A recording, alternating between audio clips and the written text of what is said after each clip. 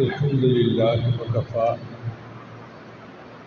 وسلام على عباده الذين اصطفى أما بعد أعوذ بالله من الشيطان الرجيم بسم الله الرحمن الرحيم يا أيها الذين آمنوا كتب عليكم الصيام كما كتب على الذين من قبلكم لعلكم تتقون سبحان ربك رب العزة عما يصفون وسلام على المرسلين والحمد لله رب العالمين اللهم صل على سيدنا محمد وعلى آل سيدنا محمد وبارك وسلم يا أيها الذين آمنوا اے ایمان والو، اے وہ لوگوں جو اللہ اور اس کے رسول صلی اللہ علیہ وسلم کے حکموں کو ماننے کا اقرار کر چکے ہو۔ اس آیت مبارکہ میں اللہ تعالیٰ ایمان والوں سے براہ راست خطاب فرما رہے ہیں، اور یہ بہت بڑی بات ہے۔ اگر وقت کا کوئی بادشاہ کسی چپڑاسی کو بلا کے بات کرے تو چپڑاسی کے لیے بڑی عزت افزائی ہے، اور چپڑاسی کا تو پھر بھی بادشاہ کے ساتھ کوئی نسبت بنتی ہے۔ ہم تو اللہ کے بندے ہیں، اللہ تو بہت بڑے ہیں۔ اللہ جیسی عظیم ہستی ہم خطا کاروں گنہگاروں کو خطاب فرما کر بات کرے، یہ کتنی عجیب بات ہے۔ تورات میں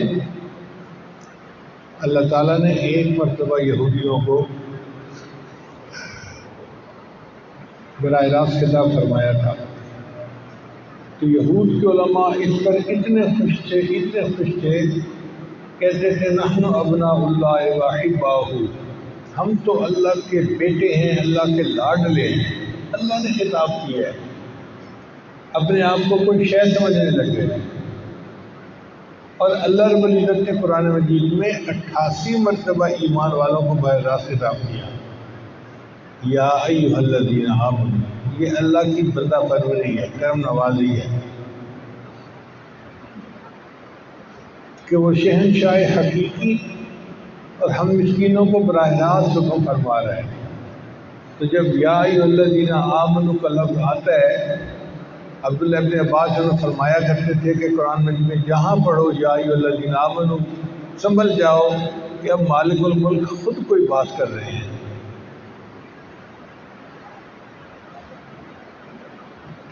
اللہ حکم کیا فرماتے ہیں؟ کتب علیکم الصیام، تمہارے اوپر روزوں کو فرض کر دیا گیا۔ اب یہ جو بات ہے نا کہ تمہارے اوپر روزوں کو فرض کر دیا گیا ہے، یہ بات سن کے مومن کا دل گھبرا جاتا ہے کہ اللہ تعالیٰ خفا ہو گئے ہیں، ناراض ہو گئے ہیں کہ اللہ تعالیٰ نے ہمیں بھوک پیاس کے مشقت میں ڈال دیا، تمہارے اوپر روزوں کو فرض کر دیا گیا۔ پھر تسلی کے لیے اللہ نے فرما دیا کما کتب علی الذین من قبلکم، تم سے پہلے والوں پر بھی روزے فرض تھے، یہ کوئی سزا نہیں ہے، یہ ایک عبادت ہے، ہم نے جس کو کنٹینیو کیا آگے۔ تم سے پہلوں والوں پر بھی فرض تھی، اب تمہارے اوپر بھی فرض کی جا رہی ہے، تو بندے کو تسلی ہو جاتی ہے کہ سزا کے طور پر کھانا پینا بند نہیں کیا، عبادت تھی جو ہمارے بڑے کرتے تھے، اور وہی عبادت ہمیں کرنے کا بھی ہوگا۔ تو تسلی تو ہو جاتی ہے، مگر اللہ تعالیٰ کتنے عظیم ہیں کہ اور زیادہ بات کر دی، لعلکم تتقون، یہ عبادت تمہارے اوپر لازم کرنے کا مقصد کوئی ہمارا فائدہ نہیں ہے، تمہارا فائدہ ہے تاکہ تم متقی بن جاؤ۔ تو روزہ رکھنے کا اصل مقصد یہ ہے کہ اللہ تعالیٰ ہمارے اندر تقوی پیدا کرنا چاہتے ہیں۔ تقوی کہتے ہیں انسان اپنے نفس کو قابو کر کے گناہ سے بچ نکلے، اس کو تقوی کہتے ہیں۔ اور واقعی روزہ یہ صفت بندے کے اندر پیدا کرتا ہے۔ آپ دیکھیں گرمی کا موسم ہے، پیاس لگی ہوئی ہے، اور ٹھنڈا پانی فریج کے اندر پڑا ہے، بندہ نہیں پیتا، اور تو اور جب وضو کرنے لگتا ہے تو منہ میں پانی کلی کے لیے ڈالتا ہے. اب جو پانی کلی کے لیے منہ میں ڈالا اس میں سے آدھا اندر لے جائے آدھا باہر نکالے، کسی کو کیا خبر. لیکن یہ نہیں پانی اندر لے کے جاتا، کیوں؟ اللہ کا خوف ہے. اس کو تقویٰ کہتے ہیں کہ انسان اللہ کے لیے یہ سب کچھ کرتا ہے. تو روزے کا اصل مقصد تقویٰ کا آ جانا، انسان اپنے نفس کو قابو میں لائے اور اس کو برے کاموں سے بچائے. قرآن مجید میں اللہ تعالیٰ نے ایمان والوں کی ایک صفت کا تذکرہ کیا، فرمایا والقاظمین الغیظ، غصے کو پی جانے والے، والعافین عن الناس، انسانوں کو معاف کر دینے والے، واللہ یحب المحسنین، اللہ ایسے نیکوکاروں سے محبت فرماتے ہیں. غصہ انسان کے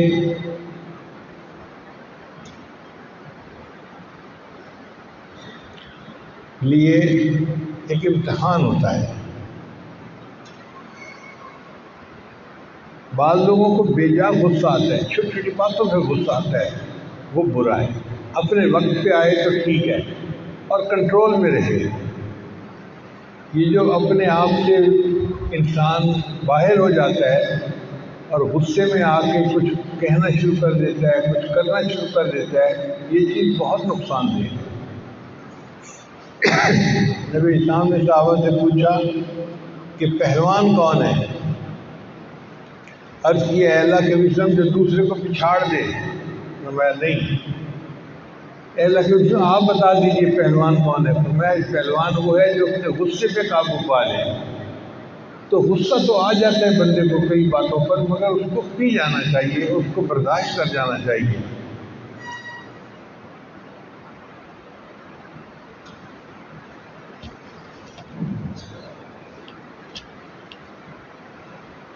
حضرت علی عنہ یا حضرت خالد رضی عنہ میں سے کسی ایک کا واقعہ ہے کہ کافر کے ساتھ لڑائی ہو رہی ہے،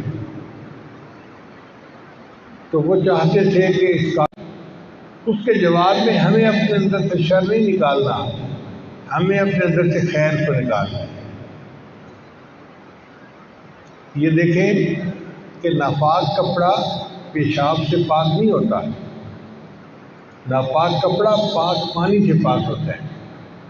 اگر ایک بندے نے برائی کی ہے اور اس کے جواب میں ہم بھی برائی کریں تو برائی ختم نہیں ہوگی، برائی اور بڑھ جائے گی. ہم اپنی طرف سے اچھائی کریں. قرآن مجید نے ہمیں حکم دیا ادفع بالتی ہی احسن، کہ تم برائی کو اچھائی کے ساتھ دھکیلو. جن لوگ برا کر رہے ہیں تم ان کے ساتھ اچھا کرو، اللہ کی مدد تمہارے ساتھ ہوگی.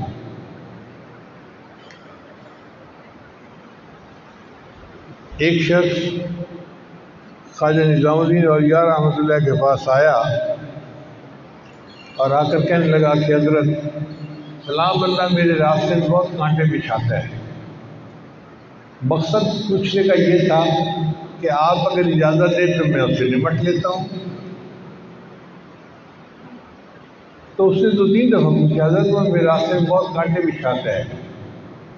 تو حضرت نے جواب دیا اے دوست، اگر کوئی تیرے راستے میں کانٹے بچھائے تو تو اس کے راستے میں کانٹے نہ بچھانا، ورنہ پوری دنیا میں کانٹے ہی کانٹے ہو جائیں. اگر کوئی تیرے راستے میں کانٹے بچھائے تو تو اس کے راستے میں کانٹے نہ بچھانا، ورنہ پوری دنیا میں کانٹے ہی کانٹے ہو جائیں. ہم اپنی طرف سے اچھا کریں، اس کا اجر اللہ ہمیں دے گا. نبی اسلام نے ارشاد فرمایا، حدیث مبارکہ میں ہے صل من قطعک، جو تجھ سے توڑے تو اس سے جوڑ، جو تجھ سے توڑے تو اس سے جوڑ. واعف عمن ظلمک، جو تیرے اوپر ظلم کرے تو اس کو معاف کر دے. واحسن من اساء الیک، اور جو تیرے ساتھ برائی کرے تو اس کے ساتھ اچھائی کرے. آج کل تو 2 بھائیوں کے درمیان یہ چیز نظر نہیں آتی. ایک اگر تھوڑا سا رخ بدلے تو دوسرا اور زیادہ رخ بدل لیتا ہے. بہن بھائی کا بھی معاملہ ایسا ہی ہے. چھوٹی چھوٹی باتوں پہ ایک دوسرے سے بولنا چھوڑ دیتے ہیں، حالانکہ اتنا قریبی خونی رشتہ ہے۔ اللہ نے جوڑنے کا حکم دیا، وَيَقْطَعُونَ مَا أَمَرَ اللَّهُ بِهِ أَن يُوصَلَ، جس کو اللہ نے جوڑنے کا حکم دیا ہم اس سے چھوٹی چھوٹی باتوں پہ توڑتے پھر رہے ہوتے ہیں۔ اور یہی معاملہ ساس بہو کا ہے، وہی غلطی بیٹی کرے تو غصہ نہیں آتا، بہو اس سے چھوٹی سی غلطی کر لے تو ساس کو فوراً غصہ آ جاتا ہے۔ اسی طرح ساس اگر سمجھانے کے لیے کوئی بات کر دے تو بہو برا منا جائے گی، اپنی ماں جوتے بھی مار لے تو چپ ہو جائے گی۔ تو بھائی اگر اپنی ماں کا جوتا برداشت ہو سکتا ہے تو کیا خامد کی ماں کی بات برداشت نہیں ہو سکتی؟ ہمیں برداشت اپنے اندر پیدا کرنی چاہیے۔ ہمارے معاشرے میں نیکی تب غالب آئے گی جب ہماری قوت برداشت اچھی ہو جائے گی، اور ہم قدرت کے باوجود بدلہ نہ لیں۔ یعنی ہم چاہیں تو ہم بدلہ لے سکتے ہیں، لیکن نہیں اللہ کے لیے معاف کر دیں۔ یہ جو اللہ کے لیے معاف کرنا ہے یہ بہت بڑا عمل ہے۔ حدیث مبارکہ میں آتا ہے جو بندہ دنیا میں دوسروں کی غلطی کو جلدی معاف کرتا ہوگا، اللہ تعالیٰ قیامت کے دن اس کی غلطی کو جلدی معاف کروا دیں گے۔ جو بندہ دنیا میں دوسرے کی غلطی کو جلدی معاف کرتا ہوگا، اللہ تعالیٰ قیامت کے دن اس کی غلطی کو جلدی معاف کروا دیں گے۔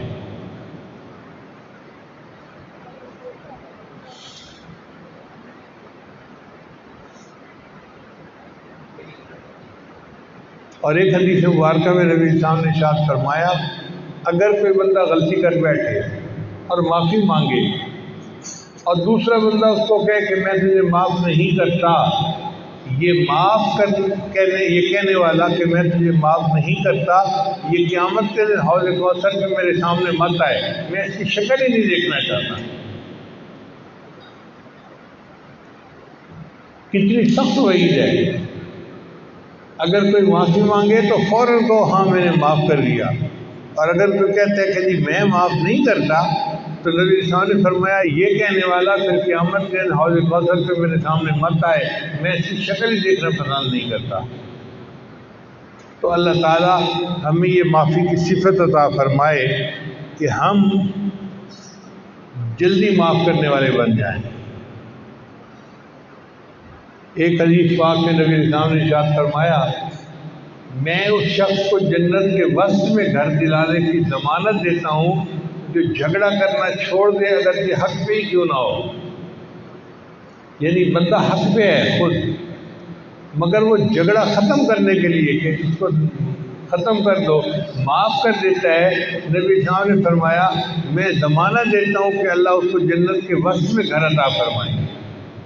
اس لیے ہمیں چاہیے کہ گھروں کے اندر جو چھوٹی موٹی رنجشیں ہیں ان کو ختم کر دینا چاہیے، رشتہ داروں کے اندر جو چھوٹی موٹی رنجشیں ہیں ان کو ختم کر کے اپنے ایک دوسرے کے ساتھ محبت پیار کی زندگی گزارنی چاہیے۔ تو عمر بن عبدالعزیز رحمۃ اللہ فرماتے تھے کہ 3 چیزیں بہت اعلیٰ ہیں، ایک قدرت کے باوجود انتقام نہ لینا،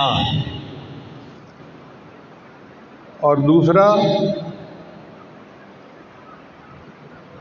میانہ روی اختیار کرنا۔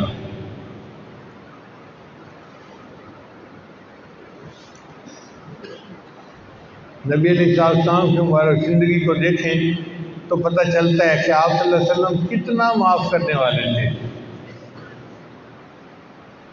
جب اللہ کے محبوب صلی اللہ علیہ وسلم نے ہجرت کرنی تھی تو آپ صلی اللہ علیہ وسلم بیت اللہ سے جدا ہوتے ہوئے بہت دکھی تھے، بہت غمگین تھے۔ اللہ کے گھر کو چھوڑ کے جانا کوئی آسان بات نہیں تھی۔ تو اس وقت بیت اللہ کا کنجی بردار تھا، اس کا نام تھا عثمان۔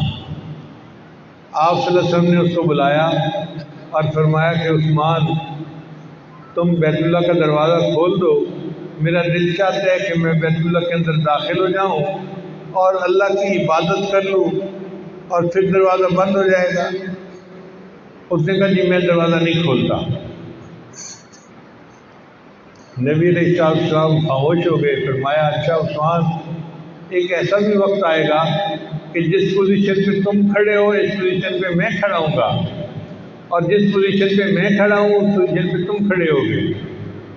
تو وہ کہنے لگا نہیں ایسا نہیں ہو سکتا کہ چابی تمہارے ہاتھ میں ہو اور میں بغیر چابی کے کھڑا ہوں۔ خیر وقت گزر گیا۔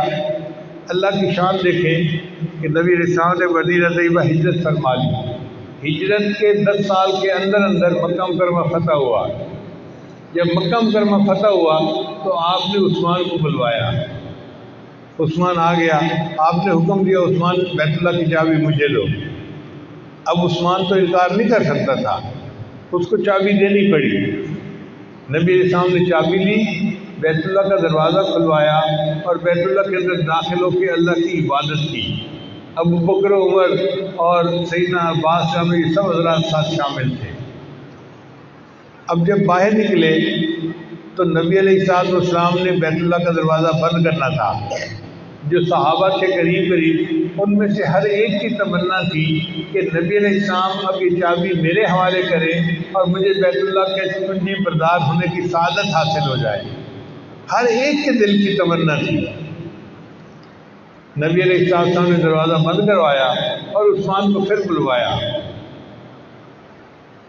فرمایا عثمان یاد کرو اس وقت کو جب میں نے تمہیں کہا تھا کہ ایک وقت آئے گا کہ جس پوزیشن پہ تم کھڑے ہو میں ہوں گا اور جس پوزیشن پہ میں کھڑا ہوں تم ہوگے۔ دیکھو میرے اللہ نے بات کو سچ ثابت کر دیا۔ آج کنجی میرے ہاتھ میں ہے اور تمہارا ہاتھ خالی ہے، لیکن تم نے جو میرے ساتھ کیا تھا میں تمہارے ساتھ وہ نہیں کروں گا، میں کنجی تمہیں ہی واپس دیتا ہوں۔ اگر اللہ کے حبیب ہم چاہتے تو اس سے کنجی لے سکتے تھے۔ اللہ نے آپ کو وہ اس وقت فتح عطا فرمائی تھی، مگر آپ نے بدلہ نہیں دیا، اسی کو واپس دیا۔ فرمایا کہ یہ قیامت تک چابی تمہارے ہی خاندان کے اندر رہے گی۔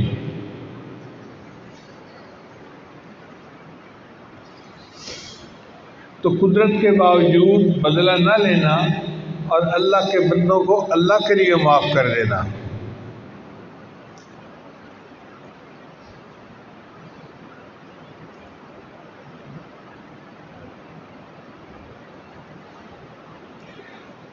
دوسری چیز جو اللہ کو بہت پسند ہے وہ ہے میانہ روی اختیار کرنا۔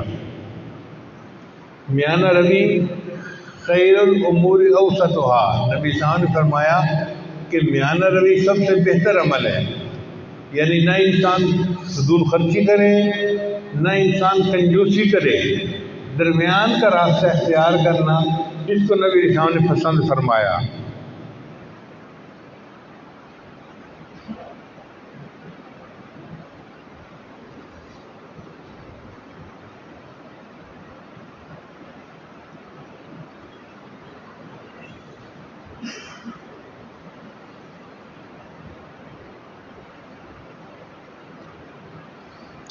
چنانچہ اپنے گھر کے معاملات میں یا خراجات میں انسان کو میانہ روی اختیار کرنی چاہیے۔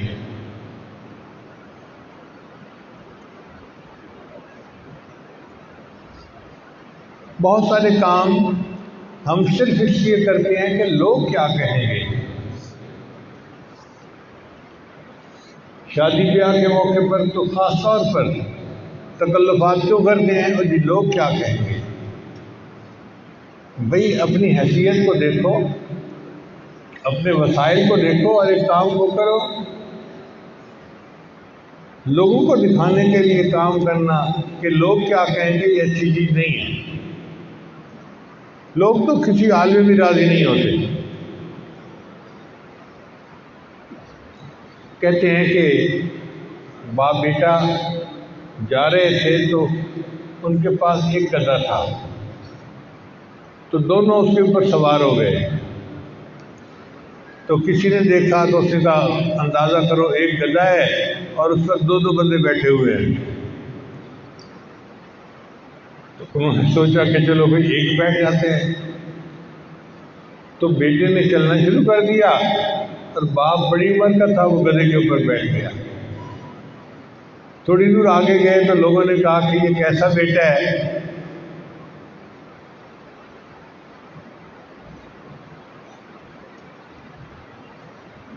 کہ گدھا ہے لیکن یہ اوپر نہیں بیٹھتا، ساتھ چل رہا ہے، بیوقوف آدمی ہے یہ۔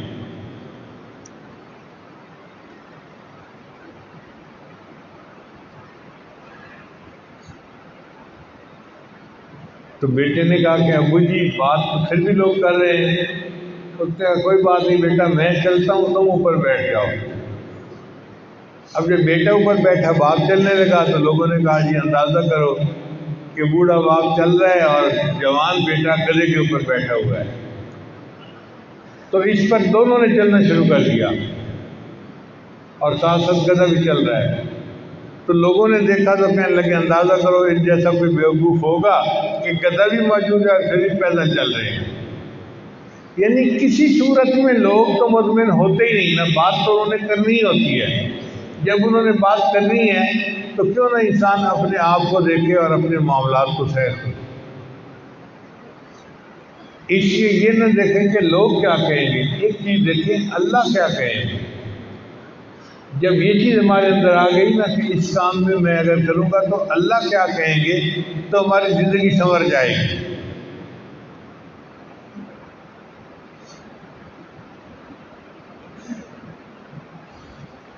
تو پہلی بات قدرت کے باوجود بدلہ نہ لینا، دوسری بات میانہ روی اختیار کرنا، اور تیسری بات اللہ کے بندوں پر رحم کرنا۔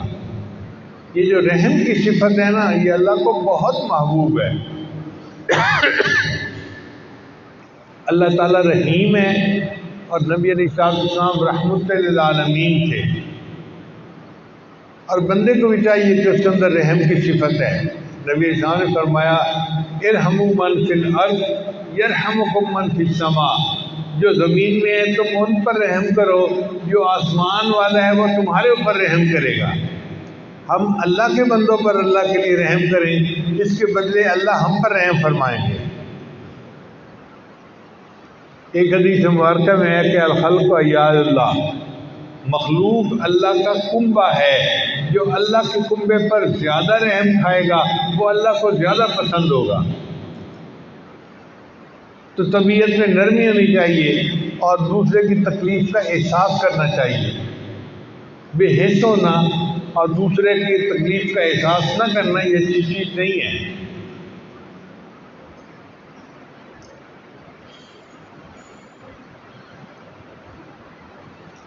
کتابوں میں ایک واقعہ لکھا ہے کہ ابراہیم اعظم رحمۃ اللہ علیہ وقت کے بادشاہ تھے، نیک آدمی تھے۔ ایک رات انہوں نے خواب دیکھا کہ کوئی بوڑھا بندہ بیٹھا ہے، تیز روشنی کے اندر کچھ لکھ رہا ہے۔ انہوں نے اس سے پوچھا تم کون ہو؟ اس نے کہا جی میں فرشتہ ہوں۔ کیا کر رہے ہو بھائی؟ اس نے کہا میں فہرست بنا رہا ہوں ان بندوں کی جو اللہ سے محبت کرتے ہیں۔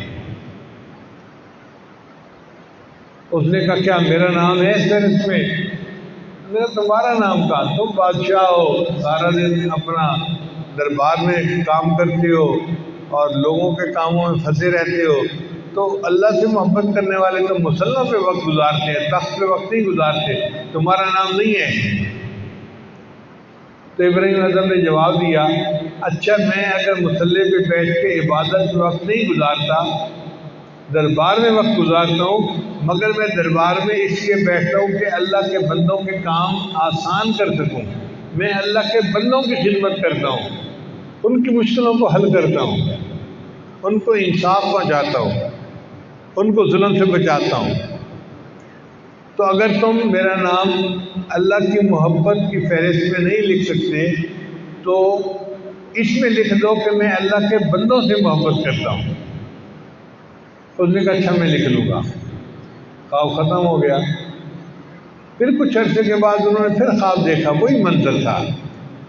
فرشتے سے پوچھا کیا کر رہے ہو؟ اس نے کہا میں فہرست لکھ رہا ہوں ان لوگوں کی جن سے اللہ محبت کرتے ہیں۔ تو ابراہیم اعظم نے کہا کہ میرا نام ہے؟ اس نے کہا دیکھو سب سے پہلے تمہارا ہی نام ہے، تم چونکہ اللہ کے بندوں سے محبت کرتے ہو، اس کے بدلے اللہ تم سے محبت کرتے ہیں، اللہ نے تمہارا نام سب سے پہلے لکھوا دیا ہے۔ ہم اللہ کے بندوں سے اللہ کے لیے محبت کریں گے، اس کے بدلے اللہ ہم سے محبت فرمائیں گے۔ اس لیے اپنے گھروں میں بھائی بھائی سے محبت کرے، میاں بیوی آپس میں محبت کی زندگی گزاریں، پڑوسی کے ساتھ محبت پیار کے ساتھ وقت گزارے، ایک مسلمان بھائی دوسرے مسلمان بھائی کے ساتھ محبت کا وقت گزارے۔ ہمارا معاشرہ رحم و کرم والا معاملہ ہونا چاہیے، ایک دوسرے کے ساتھ محبت و پیار والا ہونا چاہیے۔ چھوٹی چھوٹی باتوں پہ ایک دوسرے کے ساتھ لڑنا جھگڑنا شروع کر دینا یہ اچھی علامت نہیں ہے۔ چنانچہ رمضان مبارک کا مہینہ ہمیں یہی سکھانے کے لیے آیا ہے کہ ہم اپنے نفس کو لگام ڈالیں، گناہوں سے بچائیں اور تقوی کی زندگی اختیار فرمائیں۔ اللہ تعالیٰ ہمیں تقوی و طہارت کے ساتھ رمضان مبارک کا یہ وقت گزارنے کی توفیق عطا فرمائے۔ وآخر دعوانا ان الحمد للہ رب العالمین۔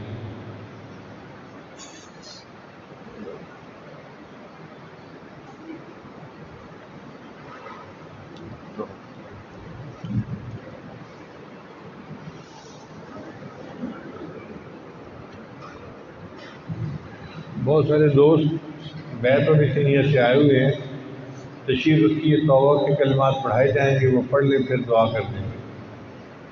سچے دل کے ساتھ یہ کلمات پڑھتے جائیے۔ بسم اللہ الرحمن الرحیم، لا الہ الا اللہ محمد الرسول اللہ، آمنت باللہ وملائکتہ وکتبہ ورسلہ والیوم الآخر والقدر خیرہ وشرہ من اللہ تعالی والبعث بعد الموت، آمنت باللہ کما ہوا باسمائہ وصفاتہ وقبلت جمیع احکامہ اقرار باللسان وتصدیق بالقلب، اشہد ان لا الہ الا اللہ واشہد ان محمدا عبدہ ورسولہ، استغفر اللہ ربی من کل ذنب واتوب الیہ برحمتک یا ارحم الراحمین۔ ان کلمات کو پڑھنے سے ہم تو بتائے ہو چکے ہیں، چند معمولات ہیں جن کو باقاعدگی سے کریں گے تو اللہ تعالیٰ دل کو منور کریں گے۔ پہلا عمل ہے 100 مرتبہ استغفار صبح و شام پڑھنا، دوسرا عمل ہے 100 مرتبہ الحمد للہ رب العالمین، تیسرا عمل ہے اللہم صلی علی سیدنا محمد وعلی آل سیدنا محمد وبارک وسلم۔ ہم اس مادی دنیا میں زندگی گزار رہے ہیں تو زندگی کا تعلق اسباب کے ساتھ ہے۔ مشاہدہ یہی ہے کہ جس بندے کے پاس مال و دولت ہوتا ہے وہ ہر طرح کی سہولت حاصل کر لیتا ہے، اسباب مہیا کر لیتا ہے، مکان اچھا ہوگا، گاڑی اچھی ہوگی، کھانے اچھے ہوں گے، لباس اچھا ہوگا، ہر چیز اچھی ہوگی۔ تو لامحالہ طور پر ہر بندے کے دل میں یہ ہوتا ہے کہ میرے پاس مال کی کثرت ہونی چاہیے۔ مال کو اللہ تعالیٰ نے قرآن مجید میں خیر بھی کہا ہے، اِنَّهُ لِحُبِّ الْخَيْرِ لَشَدِيدٌ۔ تو مال میں اچھائی بھی ہے، کیا کہ جس بندے کے پاس کچھ بھی نہیں ہوتا وہ دوسروں کا محتاج ہوتا ہے۔ نبی اسلام نے ارشاد فرمایا کاد الفقر ان یکون کفرا، قریب ہے کہ تنگ دستی تمہیں کفر تک پہنچا دے۔ تو تنگ دست آدمی کا تو ایمان ہی خطرے میں ہوتا ہے، وہ دوسروں کا محتاج ہوتا ہے۔ جیسے ہمارے ملکوں میں آج کل اقتصادی تنگی ہے تو ہم پھر قرضہ لیتے ہیں کافروں سے اور پھر کافر اپنی شرطیں منواتے ہیں، وہ کم وقت دین کے خلاف کام ہم سے کرواتے ہیں۔ آپ اس کا مشاہدہ کرتے ہی رہتے ہیں۔ تو جس بندے کے پاس مال و دولت نہیں اس کا ایمان بھی خطرے میں۔ اس لیے مال جو ہے وہ انسان کے ایمان کے لیے ڈھال ہوتا ہے. جس کا کام کاروبار اچھا ہے وہ اپنے سکون کے ساتھ عبادت بھی کر سکتا ہے، نیکی بھی کر سکتا ہے، اس کو کسی کی پرواہ نہیں ہوتی. لیکن غریب آدمی امیروں کا محتاج ہوتا ہے. تو مال کی مثال چھری کی مانند ہے. چھری کا اچھا استعمال ہو تو چھری اچھی ہے، اور غلط استعمال ہو تو چھری بری ہے. یہی حال مال کا ہے. مال کا استعمال اچھا ہے تو مال اچھی چیز ہے، اور اگر استعمال برا ہے تو مال بری چیز ہے.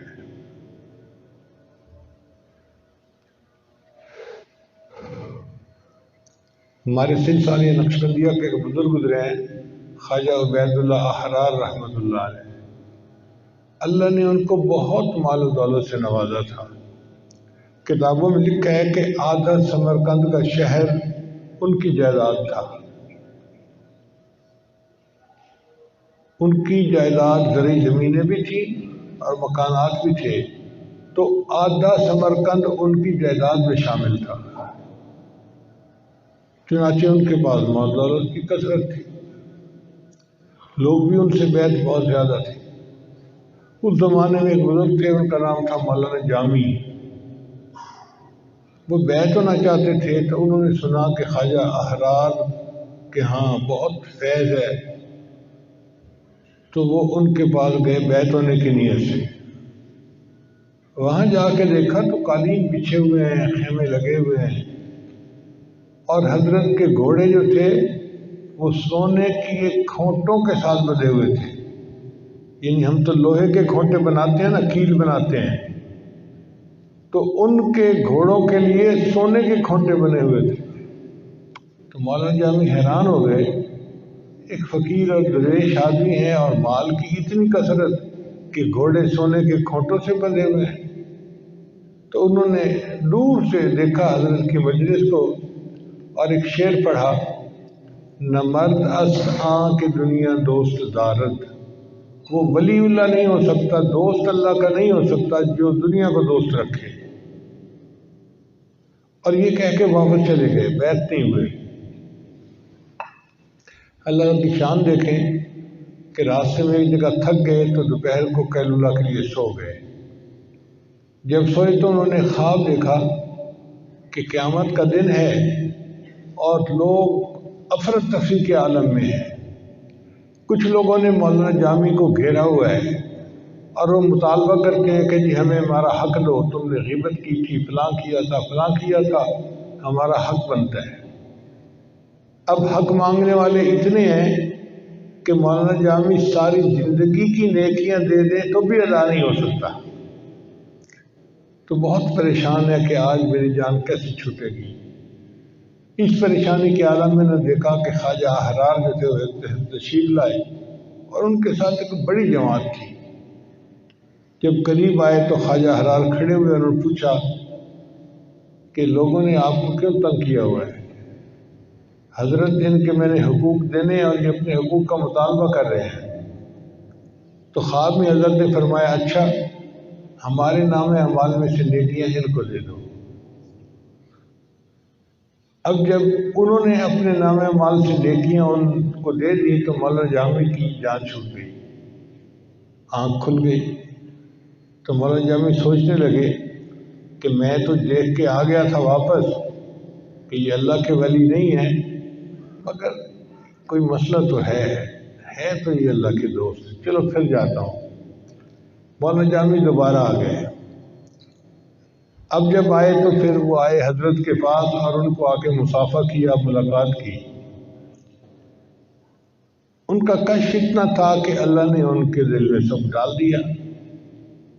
انہوں نے پوچھا مولانا جامی آپ پہلے آئے تھے تو کیا شعر پڑھ کے گئے تھے؟ نہیں حضرت کچھ نہیں بس ایسے ہی تھا. حضرت میں نہیں پڑھو جو آپ نے پڑھا تھا. تو مجبوراً بتانا پڑا کہ میں نے شعر پڑھا تھا: نہ مرد است آں کہ دنیا دوست دارد. وہ ولی نہیں ہو سکتا، دوست اللہ کا نہیں ہو سکتا، مرد نہیں ہو سکتا جو جو دنیا کو دوست بنائے۔ تو خواجہ عبید اللہ رحمۃ اللہ نے شعر کو مکمل کیا، فرمایا نہ مرد استاں کہ دنیا دوست دارد، اگر دارد برائے دوست دارد۔ اگر دنیا ہو تو اللہ کے لیے ہونی چاہیے، اپنی ذات کے لیے نہیں ہونی چاہیے۔ تو میرے پاس اگر ہے تو میں اس سے اللہ کی مخلوق کو فائدہ پہنچاتا ہوں، مہمان نوازی کرتا ہوں اور اللہ کے راستے میں خرچ کرتا ہوں۔ تو بات 100% ٹھیک ہے کہ اگر اللہ تعالیٰ کسی کو مال دے تو یہ اللہ کے لیے ہے، اس کو اللہ کے دین پہ خرچ کرنا چاہیے۔ حدیث مبارکہ میں ہے کہ اللہ تعالیٰ اپنے بال بندوں کو بہت رزق دے دیتے ہیں جو ان کی ضرورت سے زائد ہوتا ہے، مگر اللہ تعالیٰ وہ زائد رزق اس لیے دیتے ہیں کہ وہ غریبوں کو یا حاجت مندوں کو رزق پہنچا دیں۔ اگر وہ رزق پہنچاتے رہتے ہیں اللہ ان کو دیتے رہتے ہیں، اور اگر وہ پہنچانے میں کمی کوتاہی کرتے ہیں تو اللہ دینا بھی بند کر دیتے ہیں۔ چنانچہ آپ مثالیں اپنی زندگی میں دیکھ سکتے ہیں۔ حضرت کام ایسا تھا کہ مٹی کو ہاتھ لگاتے تھے سونا بن جاتی تھی، ایسا حالات نے پلٹا کھایا ہے، اب تو سونے کو ہاتھ لگاتے ہیں مٹی بن جاتی ہے۔ جی ہاں، جب اللہ نے یہ موقع دیا تھا کہ مٹی کو ہاتھ لگانے سے سونا بنتی تھی، وہ سارا سونا تمہارے لیے نہیں تھا، اس میں غریبوں کا بھی حق تھا۔ تم نے صدقات خیرات کو بلا دیا اور اس کو اپنے بینکوں میں جمع کروا دیا، میرے اب اتنے ملین ہو گئے، اب اتنے کروڑ ہو گئے، اب اتنے ہو گئے، اب اتنے ہو گئے۔ اللہ نے کہا کہ ڈاکیہ ڈاک نہیں پہنچا رہا، کسی اور کو ڈاکیہ متعین کر دو۔ یوں حالات انسان کے بدل جاتے ہیں، اور جو انسان اللہ کے بندوں تک ان کا حصہ پہنچاتا ہے اللہ اس کے رزق میں برکت ڈالتے ہیں۔ چنانچہ اللہ تعالیٰ رجب شعبان میں رمضان میں بندے کا ایک امتحان لیتے ہیں، اس کو مالی پیپر کہتے ہیں۔ جیسے اسکولوں میں پیپر ہوتے ہیں نا، اے پیپر اور بی پیپر، دونوں انگلش کے پیپر ہوتے ہیں، اے پیپر اور بی پیپر۔ اسی طرح اللہ تعالیٰ نے اپنے بندوں کو آزمانے کے لیے 2 پیپر بنائے، ایک مالی پیپر اور ایک جانی پیپر۔ رجب اور شعبان میں اللہ مالی پیپر لیتے ہیں کہ میرے بندے میرے حکم پر تو مال کتنا قربان کرتا ہے، ہم دیکھتے ہیں تو زکوٰۃ ادا کرتا ہے یا نہیں کرتا، غریبوں کو خرچ کرتا ہے یا نہیں کرتا۔ اب کچھ لوگ اس میں پاس ہو جاتے ہیں اور کچھ لوگ فیل ہو جاتے ہیں۔ جو زکوٰۃ ادا نہیں کرتے وہ فیل، اور جو زکوٰۃ ادا کرتے ہیں وہ پاس ہو گئے۔ پھر رمضان کا مہینہ آ جاتا ہے تو اللہ تعالیٰ بندے کا جانی امتحان لیتے ہیں۔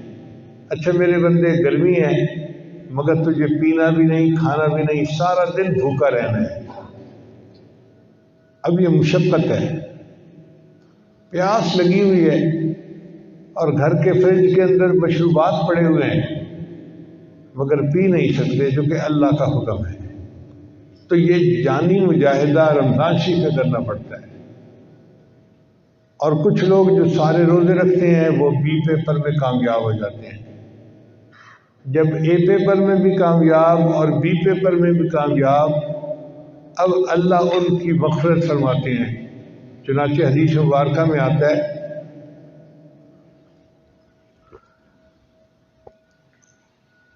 کہ مومن جب عید کی نماز پڑھنے کے لیے جاتے ہیں تو اللہ اپنے فرشتوں سے پوچھتے ہیں، میرے فرشتوں یہ میرے بندے کیوں اکٹھے ہیں؟ حالانکہ اللہ تعالیٰ تو علام الغیوب ہے، سب جانتے ہیں، مگر اللہ تعالیٰ فرشتوں کو گواہ بنانے کے لیے، میرے فرشتوں یہ میرے بندے کیوں اٹھے؟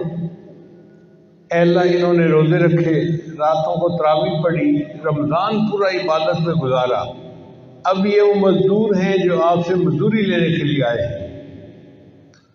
اللہ فرماتے ہیں اچھا میرے بندوں کو کہہ دو قوموا مغفورا لکم، اے میرے بندوں کھڑے ہو جاؤ، بخشاؤ، میں نے تمہارے گناہوں کو تمہاری نیکیوں میں تبدیل کر دیا۔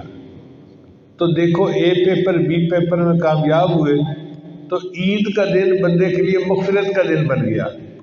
اس لیے عید کی خوشی اس لیے نہیں ہوتی کہ ہم سیویاں کھائیں گے اور میٹھے کھائیں گے، عید کی خوشی اس لیے ہوتی ہے کہ گناہ دھل چکے ہوتے ہیں، بندے کا بوجھ ہٹ چکا ہوتا ہے تو بندے کا دل خوش ہوتا ہے، الحمدللہ میں نے غسل کر لیا، روحانی طور پہ میرے سارے گناہ معاف ہو گئے۔ اب یہ وقت آنے والا ہے، چنانچہ حدیث مبارکہ میں آتا ہے کہ نبی علیہ السلام دعا مانگا کرتے تھے، اللہم بارک لنا فی رجب و شعبان وبلغنا رمضان، اے اللہ ہمیں رجب اور شعبان میں برکت عطا فرما اور بخیریت ہمیں رمضان تک پہنچا۔ اب رجب کے 2-4 دن رہ گئے، باقی رجب ختم ہونے میں، تو شعبان آنے والا ہے۔ اس کا مطلب یہ ہے کہ ان مہینوں میں ہمیں اپنے مال کی زکوٰۃ ادا کرنی ہے تاکہ ہم پہلے پیپر میں کامیاب ہو جائیں۔ شیطان دل میں یہ ڈالتا ہے کہ اگر تم نے اتنے لاکھ روپے زکوٰۃ میں دے دیے تو تمہارا پیسہ کم ہو جائے گا، حالانکہ مال ادا کرنے، زکوٰۃ ادا کرنے سے مال میں برکت ہوتی ہے۔ میں نے اپنی زندگی میں ہزاروں ایسے لوگوں کو دیکھا ہے جو کاروباری تھے اور اپنی زکوٰۃ پوری ادا کرتے ہیں، اور ہر سال اللہ ان کے کام کو، رزق کو اور بڑھا دیتے ہیں۔ تو آنکھ دیکھتی ہے کہ کم ہو رہا ہے اور شریعت کہتی ہے کہ تیرا رزق بڑھ رہا ہے۔ یہی امتحان ہے ہمارا۔ تو کاروباری حضرات کو چاہیے کہ رجب شعبان کے مہینوں میں اپنے کاروبار کا حساب کریں۔ اگر خود حساب کرنا نہیں آتا تو کسی عالم کو کہیں کہ جی آپ آئیں اور مجھے بتائیں کہ میرے اوپر کتنی زکوٰۃ بنتی ہے۔ جتنی زکوٰۃ بنتی ہو اس کو ادا کریں۔ اس کے 2 فائدے ہو جائیں گے، ایک تو آپ کا مال اللہ کی حفاظت میں آ جائے گا، اور دوسرا مال پاک ہو جائے گا۔ اللہ تعالیٰ اپنے حبیب سے ہم کو ارشاد فرماتے ہیں، خذ من اموالہم صدقۃ تطہرہم وتزکیہم بہا، اے میرے حبیب صلی اللہ علیہ وسلم آپ ان سے زکوٰۃ وصول کیجئے تاکہ ان کا مال پاک ہو جائے اور ان کے دل صاف ہو جائیں۔ تو زکوٰۃ ادا کرنے سے 2 کام ہوتے ہیں، ایک تو مال پاک ہو گیا، وائٹ ہو گیا اللہ کے ہاں، اور دوسرا دل بھی صاف ہو جاتا ہے۔ صرف مال ہی پاک نہیں ہوتا، دل بھی صاف ہوتا ہے۔ اور اللہ فرماتے ہیں کہ اے میرے حبیب وصلی علیہم، اور ان کے لیے آپ دعائیں کیجئے، ان صلاتک سکن لہم، آپ کی دعائیں ان کو دل کا سکون عطا کریں گی۔ اب بتائیں، اللہ جب نسخہ خود بتا رہے ہیں کہ دل کے سکون کا کیا ہے، تو اگر کوئی بندہ غریب کو یا مسکین کو یا مدارس میں اپنے زکوٰۃ کا مال دے گا اور وہ دعا کریں گے تو پھر دینے والے کو کیوں نہیں سکون ملے گا؟ پچھلے دنوں ایک کاروباری بندے سے میری ملاقات ہوئی، اس نے کہا جی کہ میرے والد صاحب ہر سال پوری زکوٰۃ ادا کرتے ہیں۔ میں نے کہا پھر تو اور برکت ہوگی آپ کے کام میں۔ کہنے لگا اللہ نے اتنی برکت دی کہ ہماری سوچوں سے زیادہ۔ میں نے کہا مجھے کوئی واقعہ سنائیں۔ کہنے لگے ہم نے پوری زکوٰۃ رمضان میں ادا کر دی، اور اس کے بعد سندھ کے اندر طوفان آ گیا، جیسے سیلاب آتا ہے۔ تو کہنے لگا کہ جو ڈی سی او صاحب تھے نا، وہ آئے میرے والد صاحب کے پاس اور انہیں کہنے لگے کہ دیکھیں اس موقع پہ ہمیں سندھ کے لوگوں کے لیے کچھ امداد بھیجنی ہے۔ بھئی ہم تو زکوٰۃ کا پورا مال دے چکے ہیں۔ اس نے کہا جی ضرورت اب پڑی ہے تو ہم اب آپ کے پاس آئے ہیں، آپ کچھ نہ کچھ کریں۔ کہنے لگے میرے والد صاحب نے ہمت کی اور 4 کروڑ روپے کا سامان لے کر ان سیلاب زدگان کے لیے بھیجا۔ اب آپ اندازہ کریں کہ کتنا بڑا دل اللہ نے اس کو دیا ہوگا کہ جس نے 4 کروڑ روپے کا سامان غریبوں میں تقسیم کیا۔ کہنے لگے کہ ابھی 1 مہینہ نہیں گزرا تھا، چیزوں کے ریٹ میں تبدیلی ہوئی، اور جو خام مال ہمارے پاس پڑا ہوا تھا اس خام مال میں سے ہمیں 40 کروڑ کا فائدہ ہو گیا۔ 4 کروڑ دیے تھے اللہ کے راستے میں، اللہ نے 10 گنا کر کے وہ مال واپس پہنچا دیا۔ میں نے اپنی زندگی میں ہزاروں مرتبہ اس کو 10 گنا ہو کے واپس کرتے دیکھا ہے۔ تو پہلے پیپر میں کامیابی کا طریقہ یہی ہے کہ جو زکوٰۃ بنتی ہو، یا عشر بنتا ہو، یا جانوروں میں سے زکوٰۃ ہو، یا سونے چاندی کی زکوٰۃ ہو، وہ پوری پوری ادا کریں، پھر دیکھیں برکت کیسی ہے۔ اس میں سمجھنے والی بات یہ ہے کہ اللہ تعالیٰ نے مال پر زکوٰۃ نہیں لگائی، فالتو مال جو نصاب کا مال تھا اور 1 سال آپ کے پاس پڑا رہا، آپ کے کام کا نہیں تھا، فالتو تھا، سرپلس تھا، اس پر زکوٰۃ لگتی ہے۔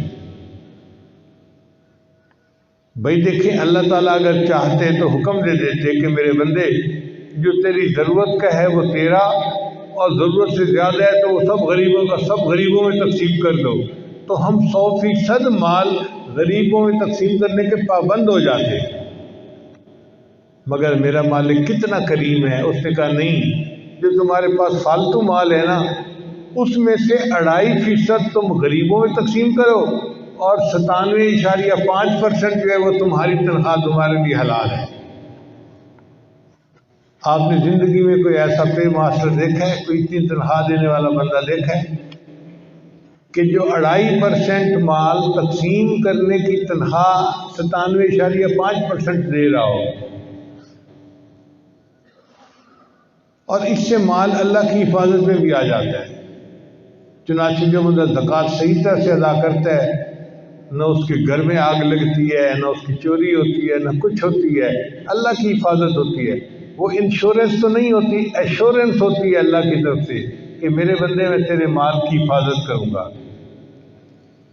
چنانچہ دارالعلوم دیوبند کے ایک خزانچی تھے، نواب صاحب تھے، اللہ نے ان کو مال بہت دیا ہوا تھا، اور ان کے دارالعلوم دیوبند کے جو پیسے کا حساب تھا وہ ان کے ذمہ تھا۔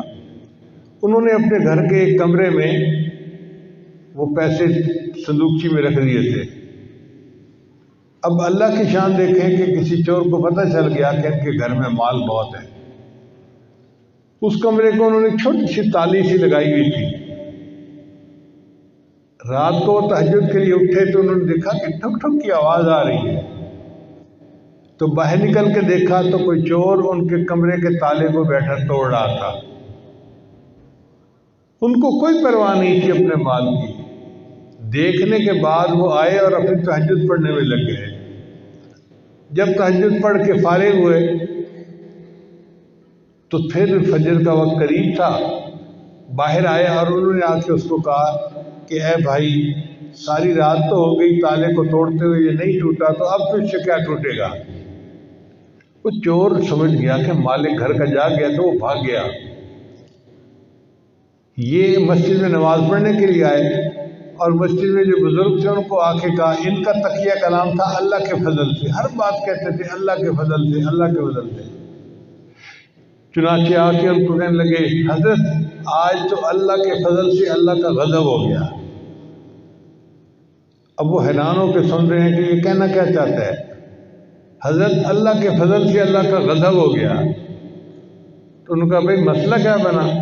کہنے لگا کہ چور ساری رات میرے کمرے کا تالا توڑتا رہا، معمولی تالا تھا، اس سے تالا نہیں ٹوٹا۔ پھر انہوں نے بات سمجھائی کہ چونکہ تم زکوٰۃ پوری ادا کرتے ہو، ساری دنیا کے چور مل کے بھی تمہارے مال کو ہتھیا نہیں سکتے، یہ مال اللہ کی حفاظت میں آ چکا ہوتا ہے۔ تو زکوٰۃ کے ایک فائدہ تو یہ ہے کہ مال سیکیور ہو جاتا ہے، اللہ اس کا محافظ بنتا ہے، اور دوسرا فائدہ یہ کہ مال پاک ہو جاتا ہے اور برکت والا ہوتا ہے، اس میں سے وبال ختم ہو جاتا ہے۔ اب آپ بتائیے، اللہ کسی کو مال تو دے، اس کی اولاد نافرمان بن جائے تو مال کا کیا فائدہ؟ اللہ کسی کو مال تو دے، اس کی بیوی بدکردار بن جائے تو کیا فائدہ اس مال کا؟ یا اس کی اولاد میں سے کوئی بیمار ہو جائے تو مال کا کیا فائدہ؟ اللہ مال دے تو مال میں وبال نہیں ہونا چاہیے، ورنہ عام طور پر دیکھا ہے کہ جہاں مال آتا ہے اولاد نافرمان ہو جاتی ہے، صرف ماں باپ کی نہیں، خدا کی بھی نافرمان بن جاتی ہے۔ تو اللہ ایسا مال دے کہ جو وبال سے پاک ہو، اس کا طریقہ یہی ہے کہ ہم اپنے مال کی پوری زکوٰۃ ادا کریں۔ بہت ساری خواتین جن کے پاس اتنا زیور ہوتا ہے جس کی زکوٰۃ بنتی ہے مگر ان کے پاس کیش نہیں ہوتا، وہ کہتے ہیں ہم زکوٰۃ کیسے دیں؟ بھئی یہ جو سونا چاندی کے زیورات ہیں یہ کیش ہی تو ہے آپ کے پاس، اگر آپ نے اس کو رکھنا ہے تو اس کی زکوٰۃ ادا کریں، اور اگر خامد ادا کر دیں تو یہ خامد کی مہربانی ہے، ورنہ ذمہ داری عورت کی اپنی ہوتی ہے۔ چونکہ عورت کی ملکیت ہوتی ہے تو زکوٰۃ بھی عورت کو ادا کرنی ضروری ہوتی ہے۔ تو عورتوں کو بالخصوص چاہیے کہ رجب شعبان رمضان میں اپنے زیورات کا حساب کر کے اور پتہ کریں کہ نصاب کتنا بنتا ہے اور کتنی زکوٰۃ بنتی ہے۔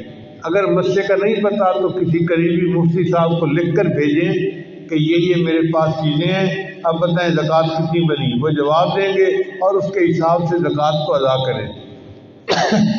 زکوٰۃ ان 3 مہینوں میں بھی دے سکتے ہیں، رجب شعبان رمضان میں، اور پورے سال میں بھی قسطوں میں بھی دے سکتے ہیں، مگر ادا کرنی ضروری ہے۔ ادا نہیں کریں گے تو مال بھی نہیں پاک ہوگا اور پھر بوجھ بھی رہے گا۔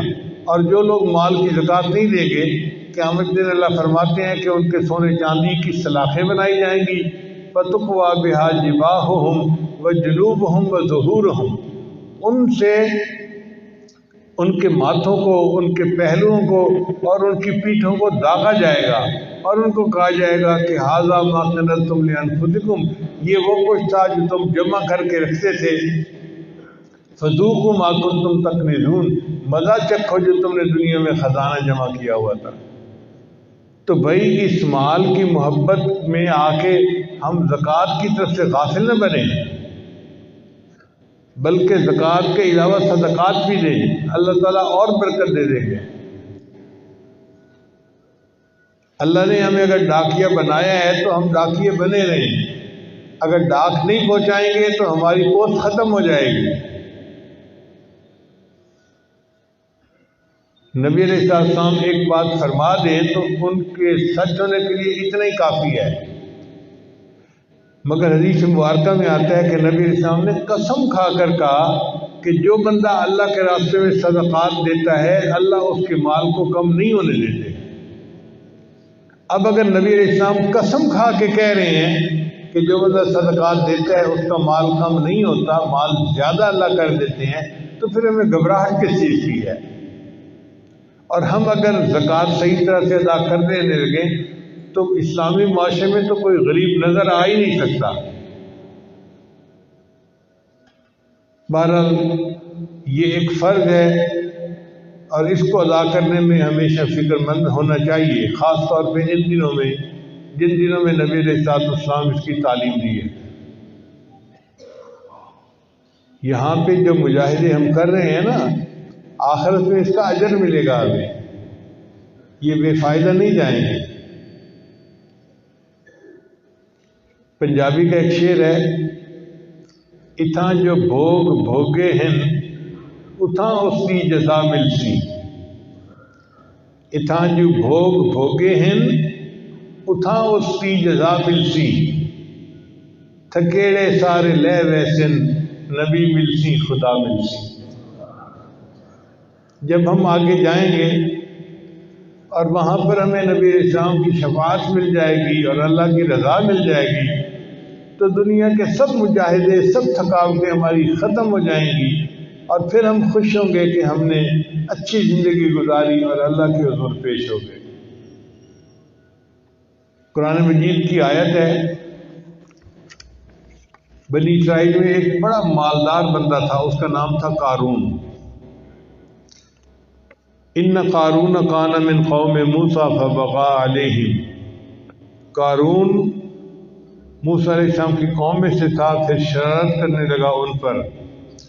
وآتیناہ من الکنوز، اور ہم نے دیے تھے اس کو خزانے، ما ان مفاتحہ لتنوء بالعصبۃ اولی القویٰ، اس کے خزانوں کی، گوداموں کی چابیاں اتنی تھیں کہ بڑے طاقتور بندے بھی اس کا بوجھ نہیں اٹھا سکتے تھے، یعنی منوں ٹنوں کے حساب سے تو چابیوں کا بوجھ تھا۔ اب آپ بتائیں کہ منٹنوں کے حساب سے اگر اس کے چابیوں کا بوجھ تھا، جو تالے کی چابی ہوتی ہے، تو خود خزانے کتنے زیادہ ہوں گے. تو لگتا ہے یہ اس زمانے کا کوئی بل گیٹ تھا. اذ قال له قومه لا تفرح ان اللہ لا يحب الفرحین. اس کو اس کی قوم نے کہا، لوگوں نے کہا کہ تو شیخی نہ مارا کر، غرور نہ کیا کر، اللہ تعالیٰ غرور کرنے والے کو پسند نہیں کرتے. وابتغ فیما آتاک اللہ الدار الآخرۃ، اور جو تجھ کو اللہ نے دیا ہے اس سے تو آخرت کے گھر کے لیے کمائی کر لے. ولا تنس نصیبک من الدنیا، اور نہ بھول اپنا حصہ دنیا سے. وَأَحْسِن كَمَا أَحْسَنَ اللَّهُ إِلَيْكَ، اور تو بھلائی کر جیسے اللہ نے تیرے ساتھ بھلائی کی ہے. اللہ نے تیرے ساتھ بھلائی کی کہ کھلا رزق دیا، تو غریبوں کی مدد کر تاکہ ان کے ساتھ بھلائی ہو، تو بھلائی کے بدلے بھلائی کر. وَلَا تَبْغِ الْفَسَادَ فِي الْأَرْضِ، اور زمین میں فساد خرابی نہ مچا. إِنَّ اللَّهَ لَا يُحِبُّ الْمُفْسِدِينَ، اللہ کو نہیں بھاتے وہ لوگ جو خرابی ڈالنے والے ہیں. کالا، اب چونکہ اس کے دل میں مال کی محبت تھی، اس نے آگے سے جواب دیا، انما اوتیتہ علی علم عندی، کہ یہ مال تو مجھے ملا ہے ایک ہنر کی وجہ سے جو میرے پاس ہے، یہ تو میں نے کمایا ہے. یہی بندے کو مغالطہ لگتا ہے کہ وہ کہتے ہیں جی کہ میں نے کمایا، میں نے اچھے فیصلے کیے، ڈیسیژن کیے، میں نے کمپین اچھی چلائی، میں نے مارکیٹنگ اچھی کی، میں نے کمایا، میں نے کمایا. میرا ایک دفعہ واسطہ پڑ گیا کسی ایسے بندے سے، دہریے قسم کا تھا، تو مجھے کہنے لگا جی کہ مال میں نے کمایا، زکوٰۃ کیوں دوں؟ میں نے کہا اچھا مجھے یہ بتاؤ کہ یہ مال تم نے کیسے کمایا؟ کہنے لگا میں نے پڑھائی کی اور میرے پاس علم آیا اور اس علم کی وجہ سے میں نے مال کمایا. میں نے کہا تم نے جو پڑھائی کی تو تمہیں عقل کس نے دی؟ کہنے لگا جی وہ تو اللہ نے دی. میں نے کہا اس کا مطلب یہ کہ یہ مال اللہ نے تجھے دیا ہے. اگر اللہ تیری عقل میں خلل ڈال دیتے تو تو کر سکتا تھا یہ کام کہ نہیں کر سکتا تھا. پھر یہ مت کہو کہ میں نے کمایا، یہ کہو کہ اللہ نے مجھے عقل دی، اس عقل کو استعمال کر کے یہ مال ملا، تو یہ مال مجھے اللہ ہی نے دیا ہے. تو ہمیں جو کچھ ملا ہے اس میں ہمارا کمال نہیں ہے، کمال والے کا کمال ہے جس نے ہمارا رزق کھول دیا. لہذا اب ہمیں چاہیے کہ اس کا شکریہ ادا کریں، اپنے مال کی زکوٰۃ دیں، ان میں سے صدقات جو ہے غریبوں پر استعمال کریں، دین کے لیے استعمال کریں، اور اس کو اللہ کا احسان سمجھیں کہ اس نے ہمیں یہ نیکی کرنے کا موقع عطا فرما دیا. ہمارا احسان نہیں ہے، اللہ کا ہم پر احسان ہے، اس نے ہمیں ذریعہ بنا دیا. اب یہ جو قارون تھا یہ اتنا امیر بندہ تھا، جب اس نے کہا کہ یہ مال ملا ہے مجھے میرے ہنر کی وجہ سے، تو اللہ تعالیٰ نے پھر اس کو عذاب میں گرفتار کیا. اللہ تعالیٰ کے فرماتے ہیں فخرج علی قومہ فی زینتی، وہ نکلا اپنی قوم کے سامنے بڑا بن سنور کے. پیسہ تھا نا تو کپڑے اچھے تھے اور سواری اچھی تھی اور بڑا زیب و زینت کے ساتھ نکلا. قال الذین یریدون الحیاۃ الدنیا، کہا ان لوگوں نے جو دنیا کی زندگی چاہنے والے تھے، یا لیت لنا مثل ما اوتی قارون، اے کاش ہم کو بھی ملتا جتنا قارون کو ملا ہے. آج کل یہی حال ہے نا کہ کسی امیر آدمی کو دیکھ کے دوسرے بندے کے دل میں آ رہا ہوتا ہے کاش جو اس کو ملا وہ مجھے بھی ملا ہوتا. انہ لذو حظ عظیم، بے شک اس کی بڑی قسمت ہے، بڑا قسمت والا بندہ ہے. وقال الذین اوتوا العلم، اور کہا ان لوگوں نے جن کو اللہ نے علم عطا کیا تھا، ویلکم، ہائے تمہاری خرابی، ثواب اللہ خیر لمن آمن وعمل صالحا، اللہ کا دیا ثواب بہتر ہے اس کے واسطے جو یقین لائے اور نیک اعمال کرے. ولا یلقاها الا الصابرون، اور انہی کے دل میں پڑتی ہے جو سہنے والے ہیں. یعنی یہ بات انہی کو سمجھ میں آتی ہے جو صبر کرنے والے ہوتے ہیں کہ دنیا کا وقت تو گزر ہی جائے گا، اگر آخرت کی کامیابی ہو گئی تو یہ اصل کامیابی ہے۔ اللہ فرماتے ہیں فَخَسَفْنَا بِهِ وَبِدَارِهِ الْأَرْضِ، پھر ہم نے قارون کو اور اس کے گھر کو خزانوں سمیت زمین کے اندر دھسا دیا۔ فَمَا كَانَ لَهُ مِنْ فِئَةٍ يَنْصُرُونَهُ مِنْ دُونِ اللَّهِ، پھر نہ ہوئی اس کی کوئی جماعت جو مدد کرتی اس کی اللہ کے سوا۔ وَمَا كَانَ مِنَ الْمُنْتَصِرِينَ، اور نہ وہ خود مدد لا سکا۔ تو دیکھیں کتنا امیر تھا مگر بالآخر زمین کے اندر دھسا دیا گیا، اور اللہ نے اس کو اس کے مال و دولت کے باوجود برباد کر دیا۔ تو مال و دولت کی محبت میں آ کے ہم زکوٰۃ ادا کرنے میں سستی نہ کریں۔ یہ مال و دولت ہمیں نہیں بچائے گا قبر کے عذاب سے یا آخرت کے عذاب سے، ہمیں اللہ کے حکم پر عمل کرنا یہ بچائے گا۔ چنانچہ دنیا بھی ہماری اچھی رہے گی اور آخرت بھی اچھی رہے گی۔ لہذا دعا ہے کہ اللہ تعالیٰ ہمیں پابندی کے ساتھ اپنے اس حکم پر عمل کرنے کی توفیق عطا فرمائے۔ جو نعمت اللہ نے دی ہے ہم اس کا شکر ادا کریں، اور جو ہماری ضرورت سے زیادہ ہے نصاب کے اعتبار سے اس کا حساب کر کے غریبوں کے اندر زکوٰۃ ادا کریں، اور اس کے مسائل کو سیکھنا بھی لازم ہے۔ یہ نہیں ہے جی کہ ہمیں تو مسئلے کا پتہ نہیں ہم کیا کریں، نہیں۔ اگر ہمارے اوپر زکوٰۃ فرض ہے تو اس کے مسائل کو سیکھنا بھی ہمارے اوپر فرض ہے۔ یہ جواب نہیں ہو سکتا جی کہ ہمیں تو پتہ نہیں ہے۔ ٹیکس کا اگر مسئلہ بنتا ہے تو آپ کو ایک ایک چیز کا پتہ ہوتا ہے، تو کیا زکوٰۃ اللہ کی طرف سے ٹیکس نہیں ہے کہ ہمیں پتہ ہو کہ ہمیں دینا کتنا ہے؟ بلکہ میں تو مشورہ یوں دیتا ہوں کہ اگر اللہ نے کسی کو دیا ہے نا تو 2.5% کی بجائے 5% زکوٰۃ نکالو، ڈبل نکالو، تاکہ کوئی آگے پیچھے ہو جائے معاملہ تو اللہ کی طرف سے معاف ہو جائے۔ آپ 5% زکوٰۃ نکال کے دیکھیں اور 5 فرض نمازیں پڑھ کے دیکھیں۔ یہ 2 اصول میں بتا رہا ہوں۔ جو بندہ 5 نمازیں پابندی سے پڑھتا ہے ایک، اور 5% زکوٰۃ ادا کرتا ہے، مجھ سے انگوٹھے لگوا لیں ہاتھ پاؤں کے، اللہ اس کے مال میں برکت دیں گے اور اس کا کام بڑھتا ہی رہے گا۔ اللہ تعالیٰ ہمیں بھی دنیا کی پریشانیوں سے محفوظ فرمائے اور ہمیں اس پیپر کے اندر کامیاب فرمائے۔ رمضان شریف قریب ہے، اس کی تیاری ابھی سے شروع کر دیں، دعائیں مانگنی شروع کر دیں، اپنے کاموں کو آگے پیچھے کر لیں تاکہ رمضان شریف ہم زیادہ یکسوئی کے ساتھ عبادت کے ساتھ گزارنے والے بن جائیں۔ وآخر دعوانا ان الحمد للہ رب العالمین۔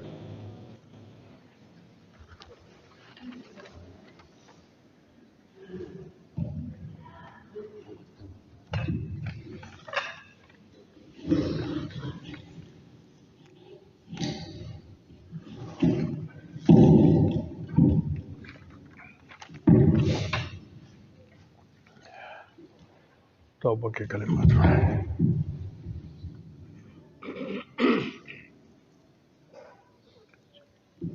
دعا سے پہلے توبہ کے کلمات پڑھ لیجئے۔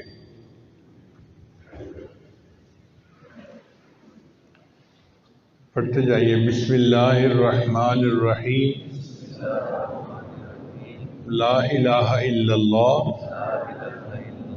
محمد الرسول اللہ، آمنت باللہ وملائکتہ وکتبہ ورسلہ والیوم الآخر والقدر خیرہ وشرہ من اللہ تعالی والبعث بعد الموت، آمنت باللہ کما ہوا باسمائہ وصفاتہ وقبلت جمیع احکامہ اقرار باللسان وتصدیق بالقلب، اشہد ان لا الہ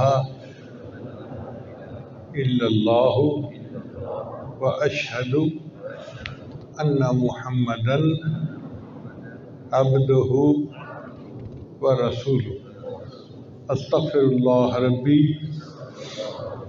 من كل ذنب وأتوب إليه برحمتك یا ارحم الراحمین۔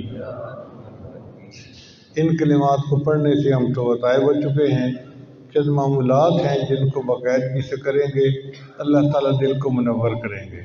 ان میں پہلا عمل ہے 100 مرتبہ استغفار صبح و شام پڑھنا، استغفر اللہ ربی من کل ذنب واتوب الیہ۔ دوسرا ہے 100 مرتبہ درود شریف صبح و شام پڑھنا، اللہم صلی علی سیدنا محمد وعلی آل سیدنا محمد وبارک وسلم۔ تیسرا ہے قرآن مجید کی تلاوت روزانہ کرنا۔ چوتھا ہے چلتے پھرتے ہر وقت اپنے دل میں اللہ کو یاد کرنا، دست بگار دل و یاد، ہاتھ کام کاج میں مشغول اور دل اللہ تعالیٰ کی یاد میں مشغول۔ اور پانچواں عمل ہے مراقبہ صبح و شام 15-20 منٹ کے لیے کرنا۔ مراقبے کا طریقہ بہت آسان ہے، جب وقت فارغ ہو تو آپ